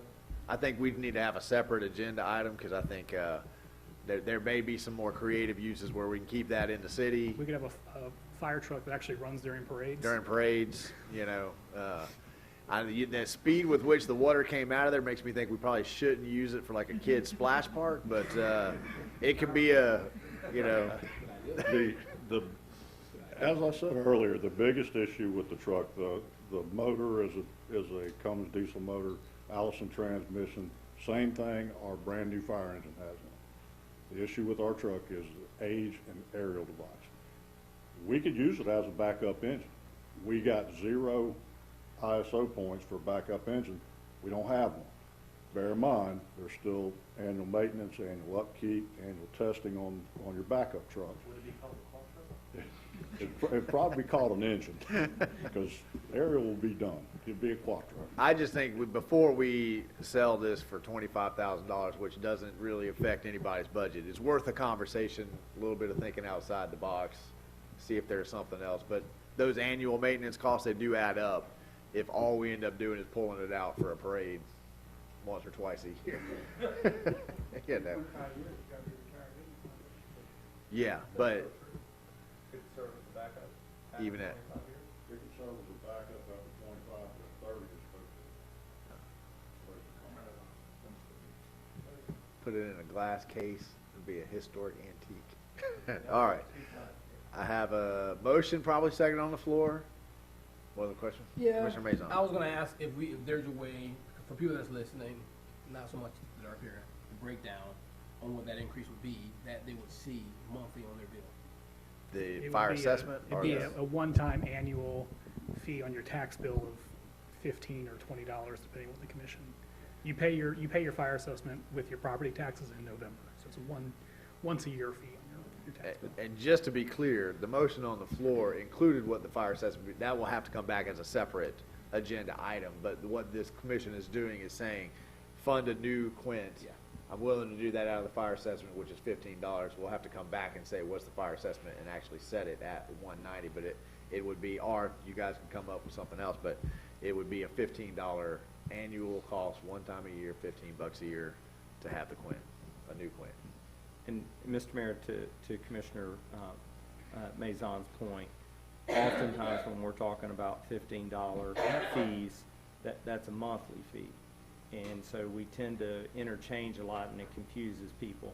So this being one of those annual fees, the county's solid waste assessment is a $20 annual fee, and our solid waste monthly fee is $16.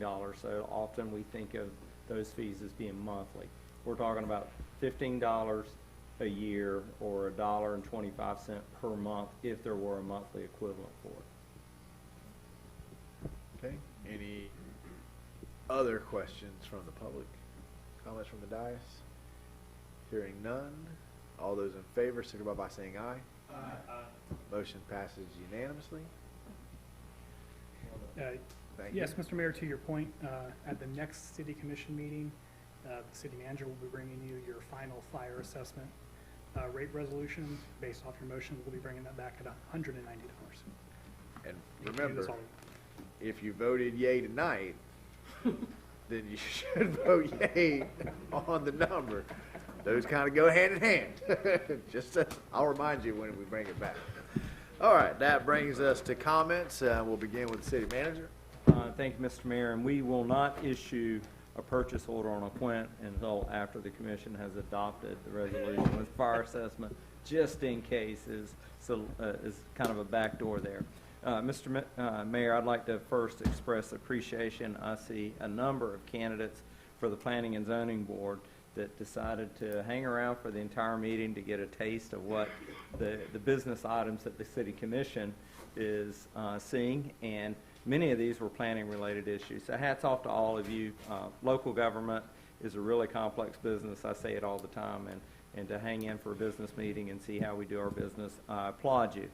Mr. Mayor, a reminder to everyone that we're having a budget workshop tomorrow night on our proprietary funds, enterprise funds, the utilities that we'll be talking about: electric, water, sewer, capital improvement, operational budget, rates, those sorts of things. Tomorrow night, same bat channel, same bat time, 7 p.m. right here. I'd mentioned that we had a conversation with the county about the Rural Collection Center that we are contemplating siting in Newberry.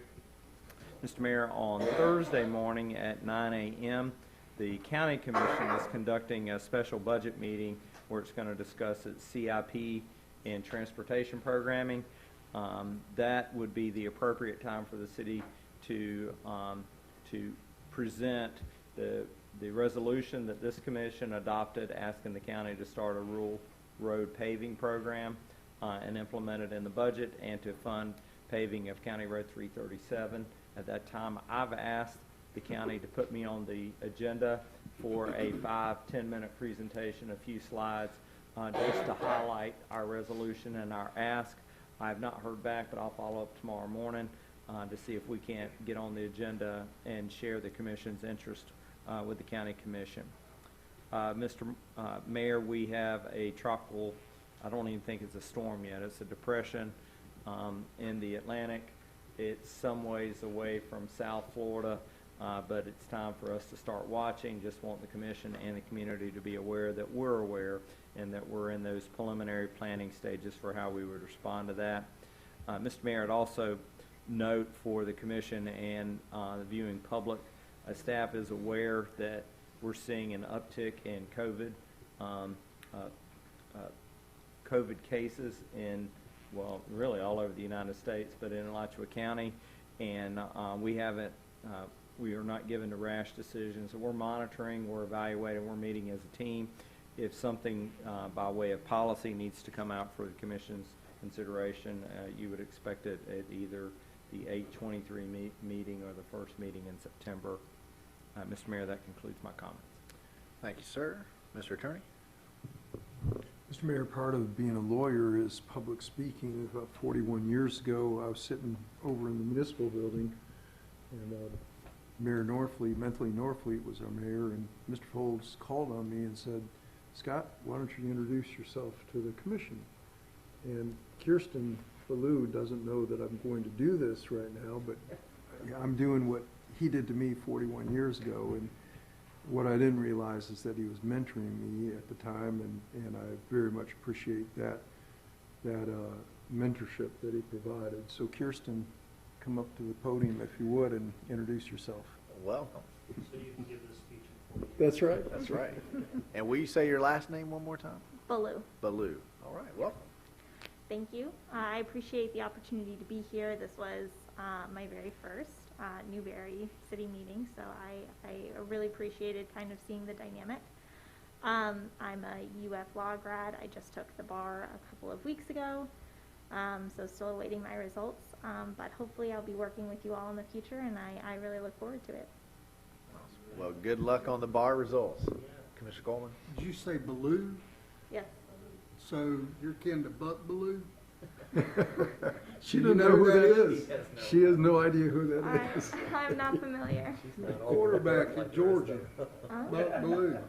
That's been years ago. From the 1950s? No, 70s. Just checking. I'll look into it and see if I have a long lost relative. All right. You might be owed some money. All right. Thank you, Scott, and welcome, Ms. Ballou. We hope we see you here often. Madam Clerk. Thank you, ma'am. Commissioner Coleman. I don't know how this is going to go, but oh goodness. Many years ago, I played in a golf tournament over in Tallahassee, and I hated Florida State. That might have been when Kerwin was playing at Florida, but my Uncle Greg, which is a big mortgage broker over there, invited me, and I went and done it. But this is what I want to tell you guys about, we can hate Florida State, but there's no way you can hate Bobby Bowden. And we lost him this week. And, but my story that I have is that when you have those foursome tournaments and stuff, everybody at the beginning all's around, talking and stuff. That man went out of his way and sat down with me in my golf cart and talked to me. And I told him I had a short stint in college football and stuff like that. And what an unreal guy. I mean, this guy, he could have, short answered, whatever. He sat there and talked to me, I know, for 10 minutes. Great Christian man, and he's going to be missed. And I hope I didn't steal Monty's thunder, but that is it's unbelievable how we're losing the good ones, and he was one of the good ones. Well said, sir. Commissioner Clark? That is a fact. He was a class act. I met him and knew him for several years, so he was a class act. Nothing to do with the FSU football team, but he was. I'd like to say thank you to everyone that came up and spoke. And if any of you feel like you need to reach out to me, I'm available. My number's on the website and everything. You can reach out to me just as easily, and I'll be glad to meet with either one of you, one at a time. Anywhere you want to just sit down, have a cup of coffee, lunch. So I am available, but I just need a heads up. That's all I got. Thank you, Mr. Clark. Mr. Farnsworth? I have nothing to say, Mayor. Thank you, sir. Mr. Martin? I wanted to remind everybody about the carnival and whatnot that we have going on next weekend. August 20th, August 21st, right? 20th and 21st, or 21st, 22nd? 20, 21st, and 22nd. Okay, I knew that. Out at Pat Post Farms. Fireworks to happen Saturday night. All right. Thank you. Commissioner Maison? Piggybacking off of Clark, thanks to everybody for coming. And like he said, if you need to get a hold of somebody, get a hold of him. I'm joking. You got my information as well, and I would love to meet each one of you guys. I see Long actually probably deliver you guys, so I'll probably be asking questions on my route. So that's all I got. Thank you, sir. And I would say, I would love to sit down and chat with you guys. I'm not voting. I'm a non-voting mayor, so I have no power over whether or not you're appointed. But whether or not you are appointed to the one seat we have to appoint, I appreciate all of you getting involved, and I want to encourage you to stay involved. We got a lot of committees, and there's a lot of ways to get involved.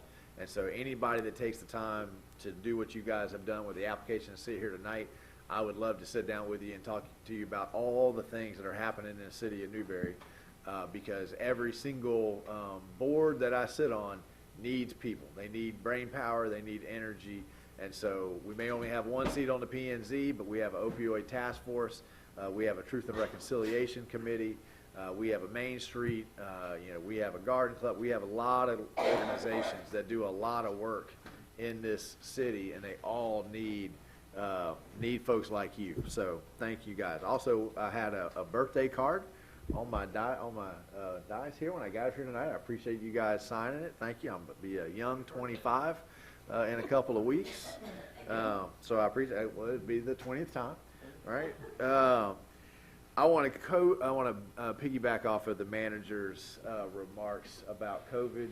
Our P&Z has asked me to relate to you that they would like to have some of the flexibility that we had during the shutdown in terms of ability to have some staff in offices around here but not in here, so we can spread people out, that they can zoom in, ability of a board member if they've got a young child or they have a vulnerability to be able to zoom into a meeting, I know that we have some stipulations that come with that, but it seems like that might be something that we should consider. On the P&Z, we've got some folks who are vulnerable. You know, we know that Ricky is invulnerable at this point. He's our miracle man, but you know, I think that the Zoom is fine as long as we are clear that the Zoom is for visual participation, not actual participation. That means that we can keep moving on. But you could Zoom in and commissioners could be present. You would be a non-voting presence, but you could certainly watch. And it's, as a commissioner, you're on the, I don't know what the word is for in Zoom world, but you'd be there. You could actually speak. We don't have the delay, right? Because you're part of the panelists is the word I'm looking for.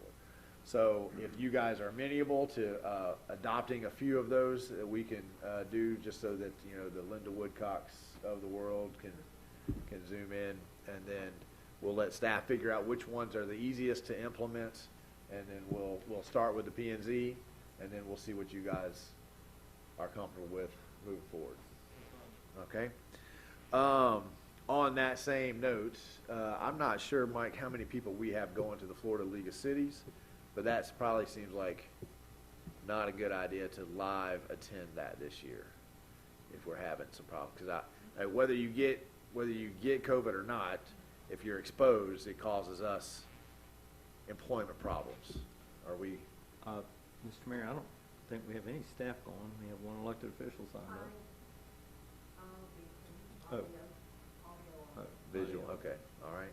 Okay, well, we can skip that one.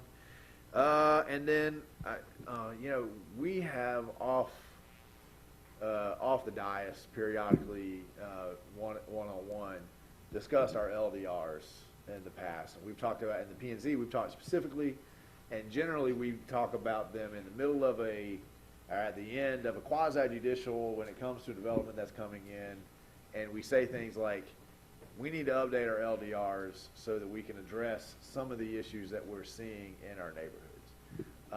I think we need to formalize that conversation and move it out of the realm of comments into action. And I think now is a great time to do that because we're coming to the end or end-ish of a visioning session. So we should have some really good feedback from our community members. If you have not participated in any of those workshops, there's a survey on our Facebook page and our website. I invite you to take it. It takes 5 to 10 minutes depending on the length of your answers. That helps us know what you're thinking about how the city of Newberry is growing, how you want to see it grow. And with that data, I think we should use that moment to dive into our LDRs and talk about what kind of neighborhoods do we want to see? Where do we want to see neighborhoods? Where do we want to see these 5-acre ranchettes? Where do we want to see industry? Do we want to have zones in the city that have upscaled regulations so that these are our gateway entrances? We want to make sure those neighborhoods have really nice entrances to the neighborhoods. Those kinds of questions. But unless they're in the LDRs, our hands are always somewhat tied with developers as they come in because they say, well, I just have to build it to your standards, and that's what I'm doing. And now with the property rights element, right, that comes into this conversation too.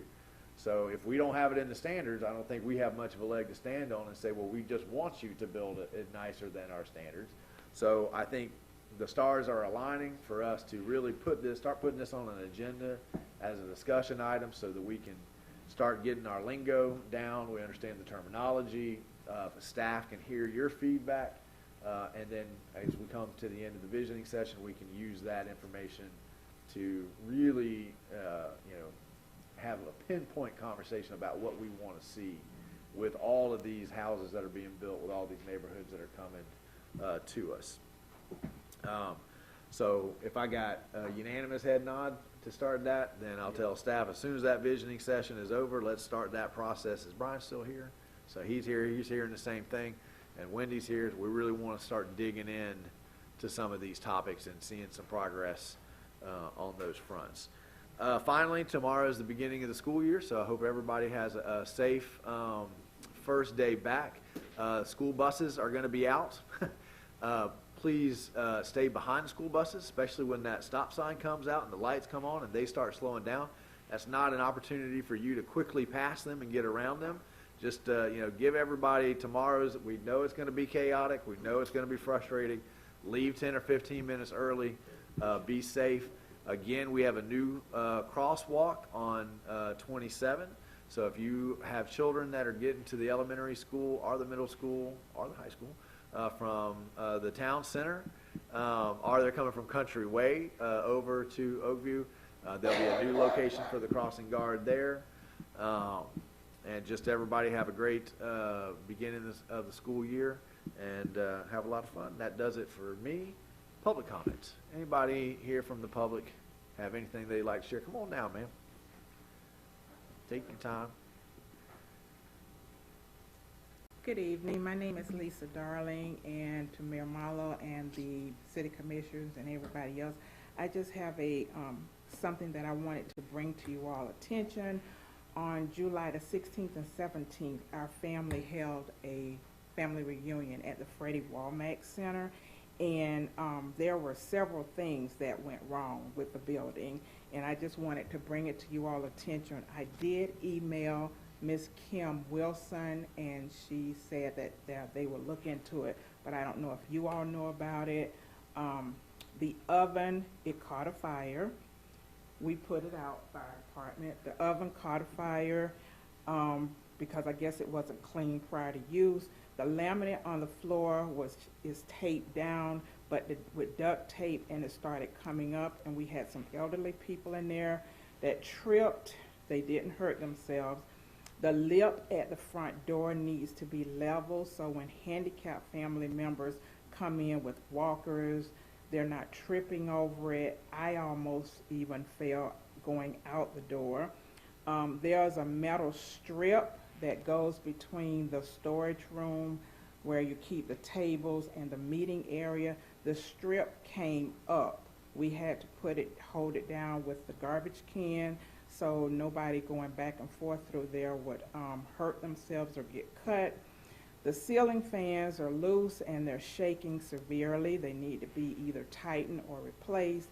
And I don't know if this is something that they do, but there were no garbage can liners left for us to put our own garbage in. We had to go and buy our own. And lastly, we noted pictures that have been removed, which is history to this building, community, and residents of Newberry. And the family wanted to know why were they taken down and will they be put back up. And these items are being brought to the city of Newberry and used so the building can be fixed. Please let me know if and when it will be fixed so no one will get hurt or injured, and I will let the members of the concerned city of Newberry know. And also, my last point is on August the 23rd, My Time Inc. will start their mentoring program for 3rd grade through high school. And while we were there for the summer doing our reading program, we noticed we wanted to use the computers. The computers were not up to date. We couldn't even get in because Tasha was saying she needed a password and she had to put in tickets. Then there were no batteries in the mouse. And then also the printer wasn't working. You're talking about the MLK Center now. MLK Center now, I'm sorry, thank you. The printer wasn't working and it's very dusty in there. So when we start the mentoring program, we're going to be using those, and we would like for those to be up to date, fixed so we can use them as well. And I think that's all they told me to bring to you.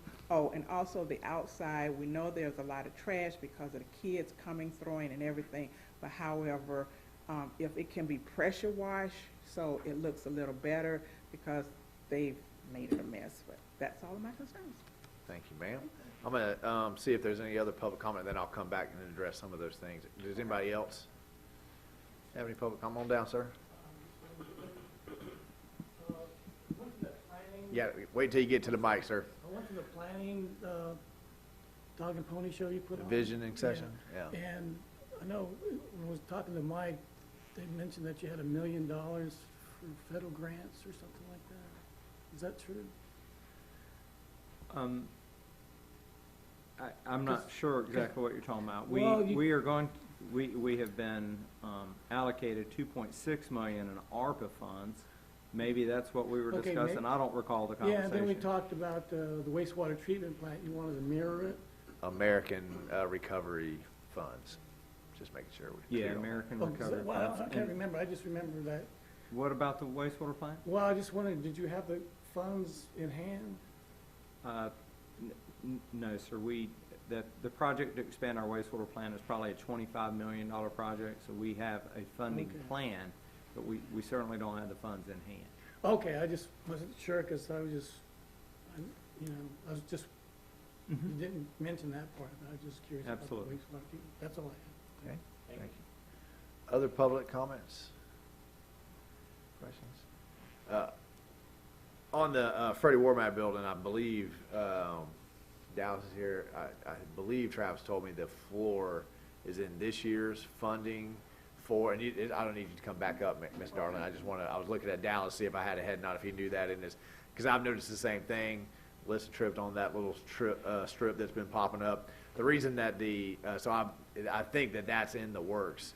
The paintings or the pictures are down because we recently had a portrait unveiling ceremony there to honor our first African-American mayor, Freddie Womack, and we're reorganizing the picture so that we can put Mayor Womack's portrait in a pristine spot and then organize the rest of the pictures around that one. So they all will be there. There may be more there on the wall. That is, that project of the reorganization should be done by August 20th, but we're having a black artist art show called Through Black Eyes on August 20th at the Firehouse Gallery right across the street. And Freddie's portrait will be a centerpiece of that art show as well. So I'd invite everybody to come to that art show. It's been hosted by an ex-student of mine in partnership with the Firehouse Gallery. They were able to find artists to fill up the whole show on the first date that they targeted. There'll be live music, and they have partnered with 1906 Farmhouse. So 1906 Farmhouse will have a special that night called The Uplifted, excuse me, to encourage people to go from the art house down to the restaurant or from the restaurant down and see the art show. And then on August 21st, we will have a historical marker unveiling at Freddie Womack Park.